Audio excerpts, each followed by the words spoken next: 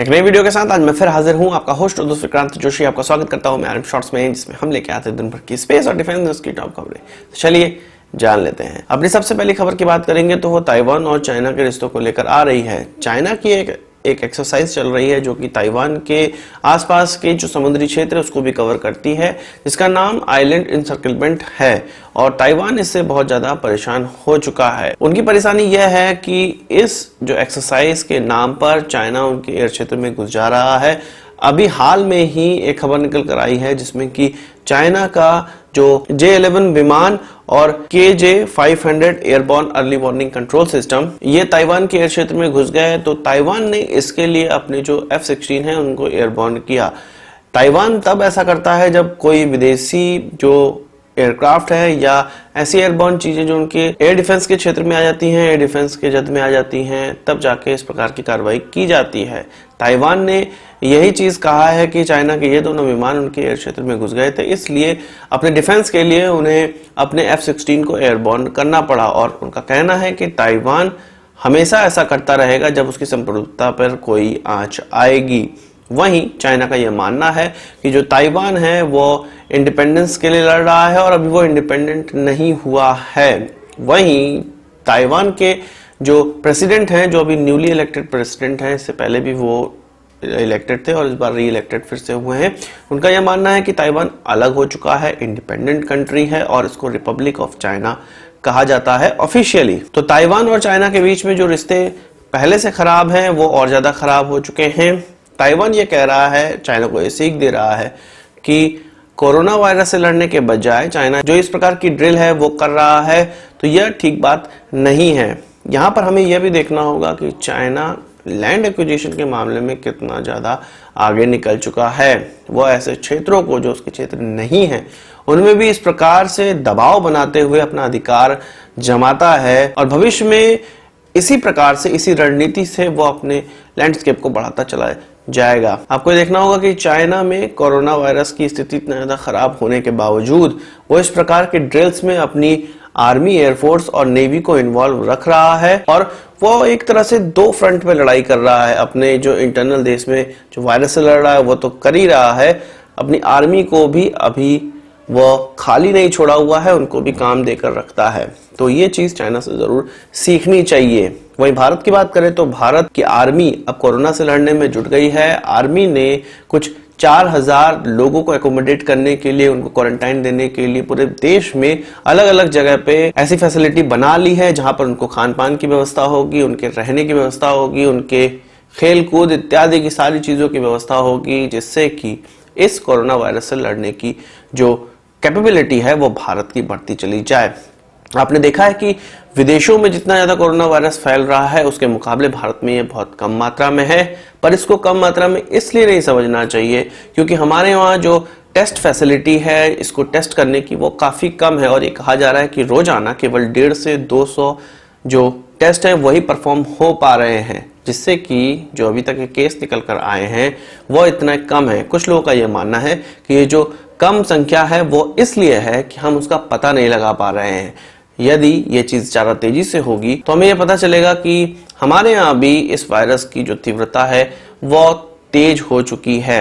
पर मैं इससे इत्तेफाक नहीं रखता हूँ क्योंकि ऐसी बहुत सी कंट्रीज हैं जहां पर ये प्रोसेस वहां पे भी स्लो है, पर वहां पे इनकी संख्या कम नहीं हो रही, वहां पे ज्यादा से ज्यादा होती चली जा रही है। हमें यह मानना पड़ेगा कि हमारे देश की जो व्यवस्था है, इस वायरस से लड़ने के लिए जो व्यवस्था बनाई गई है वो काफी अच्छे तरीके से काम कर रही है और जितने सेफ्टी मेजर्स हम ले रहे हैं वो अच्छे से अपना काम कर रही हैं। आपको ये पता है कि तेजस MK-1A के लिए जो मिनिस्ट्री ऑफ डिफेंस ने है, डिफेंस एक्विजिशन काउंसिल ने उसको ये आगे बढ़ा दिया है और अब ये कैबिनेट कमेटी ऑन सिक्योरिटी के पास जाएगा, तब जाके हम 43 इस प्रकार के एयरक्राफ्ट का कॉन्ट्रैक्ट HAL को दे पाएंगे, जिस पर बहुत से लोग खुश हो रहे हैं और खुश होना भी चाहिए। पर हमें यह नहीं बोलना चाहिए कि 2016 का ये टारगेट था जो कि 2020 में जाके अभी भी पूरा नहीं हुआ है और मुझे लगता है कि अभी इसमें 2 से 3 महीनों का समय और लगेगा HAL के साथ कॉन्ट्रैक्ट साइनिंग में। इतना पीछे हम लोग 3 साल यहाँ पर ऑलरेडी साइनिंग में पीछे हो चुके हैं, जबकि आपको यह पता होगा कि इसको जो बनाने की या इसको जो डिलीवरी स्टार्ट करने की जो अवधि है वो 2022 से स्टार्ट होगी, 2022 और 23 से स्टार्टिंग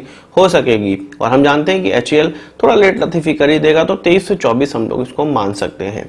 जो चीज़ हमें 2018 में कंप्लीट कर लेनी चाहिए थी वो हम 2023 और 24 में कर रहे हैं और उस पर हम खुश भी हो रहे हैं। खुश हमें होना चाहिए, पर इस चीज़ का मन ज़रूर करना चाहिए कि ये प्रोग्राम इतना ज़्यादा पीछे क्यों चल रहा है। कब तक हम दूसरे देशों पर डिपेंडेंट रहेंगे। दूसरे देशों पर डिपेंडेंसी से मुझे याद आ रहा है कि जीई बैंकरप्ट होने वाली है और ये कहा जा रहा है कि जैसे वो बैंकरप्ट होगी तो जो हमें तेजस के लिए इंजन प्राप्त होते हैं वो कैसे प्राप्त होंगे। हालांकि मैं जानता हूं कि जब जीई को कोई दूसरी कंपनी खरीदेगी या कुछ एक्विजिशन होगा तो कंपनी तो बची रहेगी, उनके प्रोडक्ट बचे रहेंगे, पर उससे भारत का जो करार होता है वो किस प्रकार से होगा, एचएएल का जो करार होता है वो किस प्रकार से हो सकता है। भविष्य में तेजस को इंजन की प्रॉब्लम हो सकती है यदि हमने इंजन जल्द से जल्द डेवलप नहीं किया तो। इसके अलावा हम जानते हैं कि अर्जुन टैंक का भी अब नया कॉन्ट्रैक्ट साइन होने वाला है और अर्जुन MK1A को हम लोग लेने वाले हैं जो कि MK1 और MK2 के बीच की कड़ी है और इसमें कुछ ऐसे एडवांस मॉडिफिकेशन किए गए हैं जो कि MK2 में हमें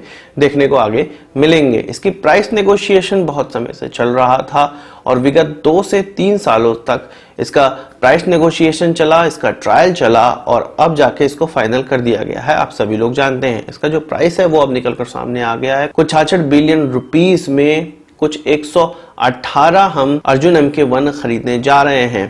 इसमें 2 साल का जो इसका ओवरहॉलिंग का या रिपेयर मेंटेनेंस का कॉन्ट्रैक्ट भी होने वाला है। 2 सालों तक स्पेयर भी सप्लाई करेंगे वो, और इसके बाद जब कॉन्ट्रैक्ट जब साइन हो जाएगा तो कुछ 30 महीनों के बाद इसके जो डिलीवरी है वो स्टार्ट की जाएगी। वही बात करें बोफोर्स गन के 52 कैलिबर 155 mm वाले वेरिएंट की तो ऑर्डिनेंस फैक्ट्री बोर्ड ने इसको सक्सेसफुली डेवलप कर लिया है और अब बोफोर्स की फैसिलिटी में 2 इस प्रकार के बैरल को भेजा गया है जहां पर इस पर टेस्टिंग की जा रही है। और बैरल नहीं, पूरा का पूरा सिस्टम जो कि एक ट्रक माउंटेड सिस्टम है उसको भेजा गया है।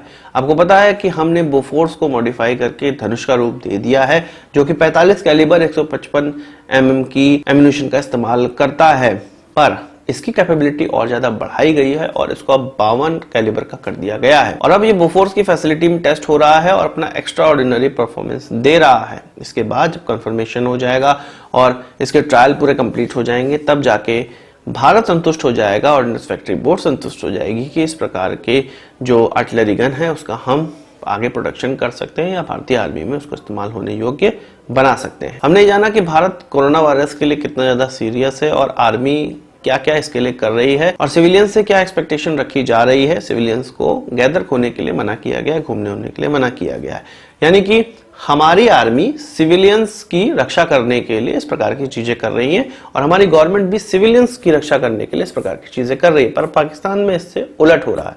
पाकिस्तान में इमरान खान का यह कहना है कि वो यूएस की तरह या वेस्टर्न कंट्रीज की तरह अपनी इकोनॉमी को बंद नहीं कर सकते हैं, अपने जगहों को शट डाउन नहीं कर सकते हैं, क्योंकि यदि वो इन चीज को शट डाउन कर देंगे, अपनी इकोनॉमी में जो इस प्रकार की चीजों से, गैदरिंग से या ऑफिस जाने से लोग जो कमाते हैं, उनकी इकोनॉमी चलती है, वो अगर बंद कर देंगे तो वो भूखे मर जाएंगे। इस प्रकार की स्थिति है उनके देश में और उनका ये मानना है कि IMF इस चीज को देखे, यानी कि फिर से उन्होंने भीख मांगना स्टार्ट कर दिया है। पाकिस्तान का केवल एक डर रहा है कि उनके सिविलियन मरते रहे, कोई बात नहीं, सिविलियन काम करके पैसा दें, आर्मी की रोजी रोटी चलती रहे, बस एक ही लक्ष्य की तरफ इमरान खान और उनके जितने भी रहनुमा है वो बढ़ते रहते हैं।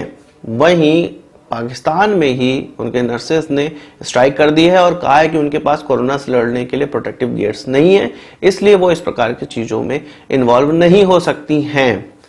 आपको ये पता होगा कि पाकिस्तान में अब इंडिया से ज्यादा कोरोना के केसेस आ चुके हैं, जो कि ईरान से आने वाले लोग जो कि बलूचिस्तान से होकर आते हैं उनके कारण हो रही है और यह संख्या बढ़ती चली जा रही है।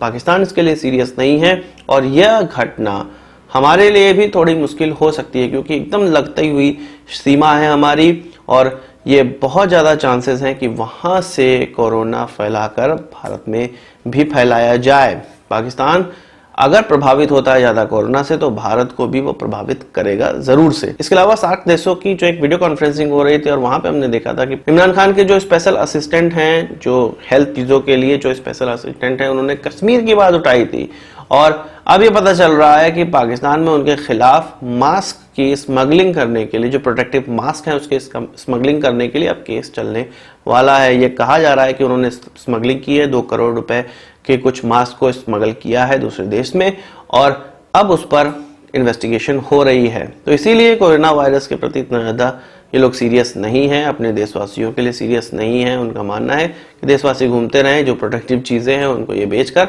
अपनी जेबें भरेंगे। आज के इस वीडियो के लिए बस इतना ही। आशा करता हूँ कि वीडियो पसंद आया होगा। आप इसको एक बड़ा थम्स अप जरूर देंगे। इस वीडियो से संबंधित कोई सवाल सुझाव हो कमेंट बॉक्स में जरूर लाइएगा, और यदि आपने हमारा चैनल तो सब्सक्राइब नहीं किया उसे भी कर लीजिए, क्योंकि हम इस प्रकार की वीडियो लाते रहते हैं। नमस्कार, थैंक यू, जय हिंद।